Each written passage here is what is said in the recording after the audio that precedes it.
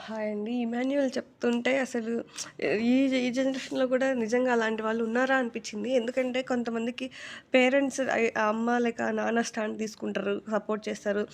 Siblings support చేయడం అనేది very rare ఈ జనరేషన్‌లో. తను చెప్తుంటే అసలు ఇది నిజమా అన్నట్టు అనిపిచ్చింది నాకి. ఎందుకంటే ఎవరు ఈ సిబ్లింగ్స్ అంత పట్టించుకోరు ఈ జనరేషన్‌లో. ఎవరిది వాళ్ళు అన్నట్టు ఇంకా మెయిన్‌గా పెళ్లయితే చూసారా, ఇంక వాళ్ళెవరో మనమెవరో అన్న పరాయోళ్ళు అన్నట్టుగా బిహేవ్ చేస్తుంటారు.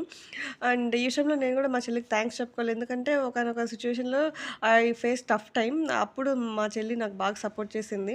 అసలు ఏ ఒక్క మాట గూడా అనలేదు నన్ను.